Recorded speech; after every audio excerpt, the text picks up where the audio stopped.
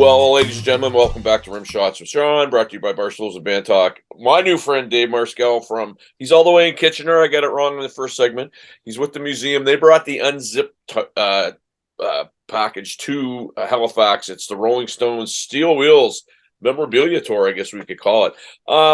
I've had some friends that have been out there. I have a friend that's working there right now, having a good time. What are people going to see?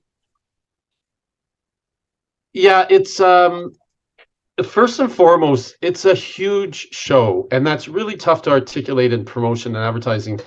This had 10 or 12 53-foot tractor trailers that came into Bears Lake. Took them 2 months to load it in, bring in the sets, bring in the artifacts, light it, the curtains, make sure that it was safe for traffic. The merchandise area, the merchandise is phenomenal. The iconic tongue with the word Halifax on it, that's been selling very, very well.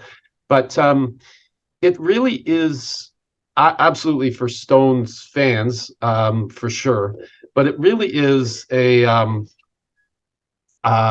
snapshot of the last 60 years of pop culture, of kind of world history. I mean, some of the songs that they wrote way back still pertain. Give Me Shelter and War and so on and so forth. So there's definitely the music. You can see the handwritten lyrics. You can see their history, early videos of the original band members and how the band sort of evolved along the way. If you're into fashion, that blew me away. I mean, I've seen the Rolling Stones over 25 times, and I had no idea that Mick was wearing Prada and Dior and these high-end fashion costumes on stage. And there's many of those actual pieces in the show. They're really incredible. And it's also incredible how small their waists were. Yeah. They were just little. So there's that. There's the fashion. If you're into guitars, the guitar collection is incredible. The musical instrument collection is incredible.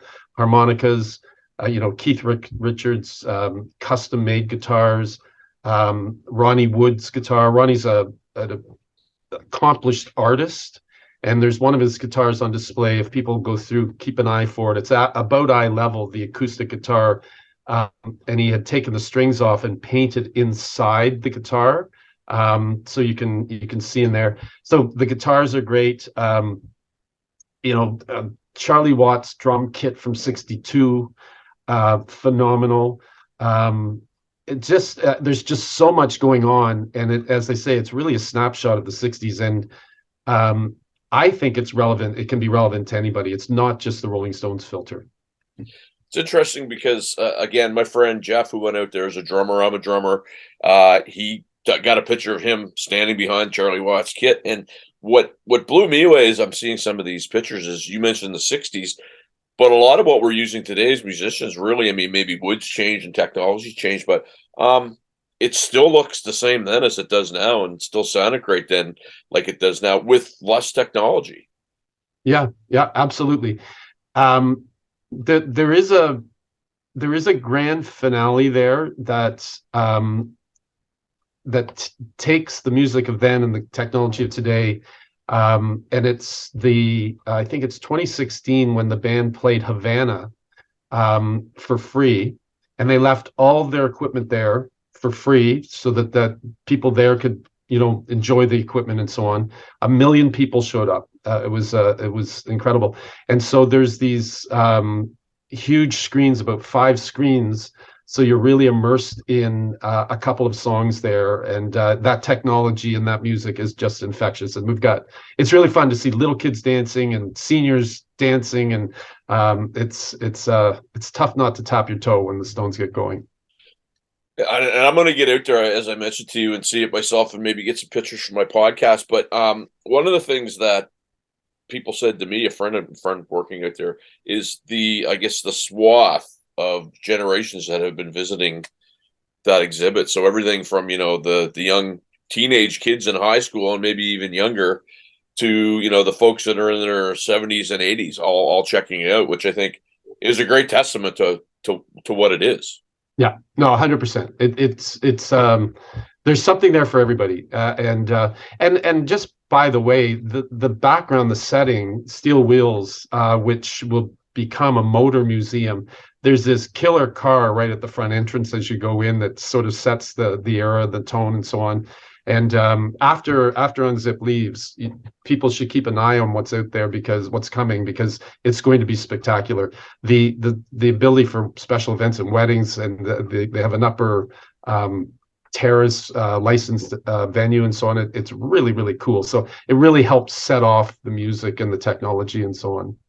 Yeah, and I was at a show on Saturday night, and a friend of mine, Bruce Nelson, who's used to work for Tortec here, was telling me how awesome that venue is and is going to be, and it's great because you know what, we have a few downtown, but on the outer areas, I think it's great that there's something out there that people that are coming from different parts don't have to go all the way downtown. They can go to one of those spots and see a good show, see an exhibit, see whatever.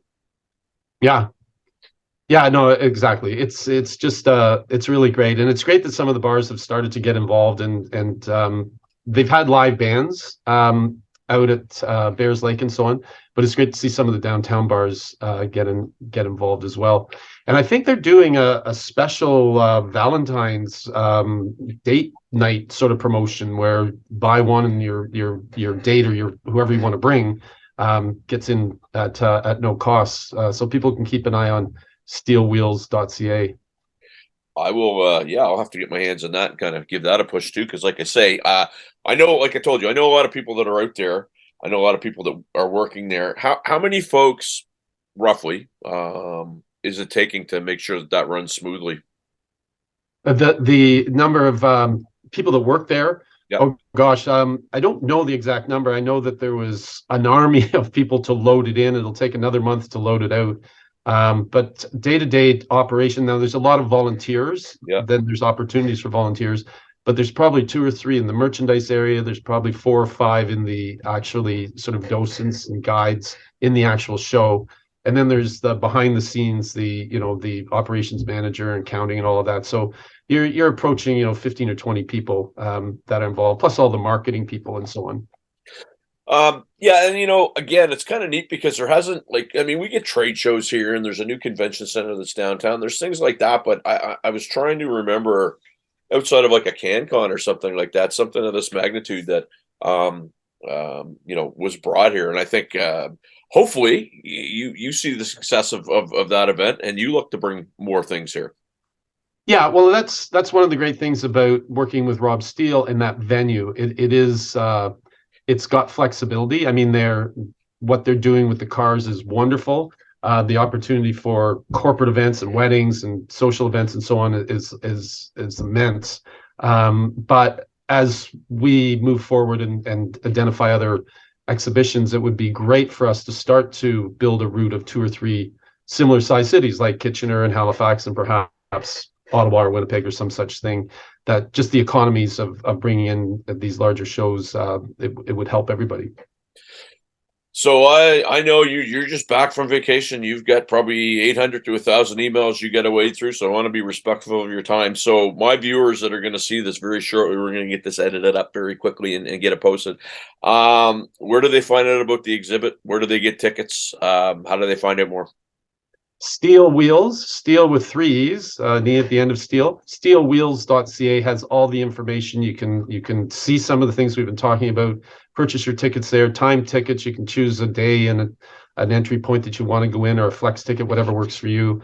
The merchandise when you get there, it's been selling really, really well. So I hope people enjoy that part of it as well. And I really appreciate you taking time and allowing me to come on your show. No question. And my last thing, thank you for doing this. And I know Rob Steele is, everybody here in Halifax knows him as the, Steel Auto Group, and they have the radio stations. But I also know, I've seen him around town enough to know, and he was at a show of mine. We opened for Haywire back in October of last year. Rob's a music fan, so it's great that he's doing this, and it's great that you've partnered with him. So, Dave, sir, I want to stay in touch with you, and all the best, and hey, good luck in plowing through those emails. All righty. Thank you, Sean. Thanks, everybody. We'll talk to you soon. Cheers.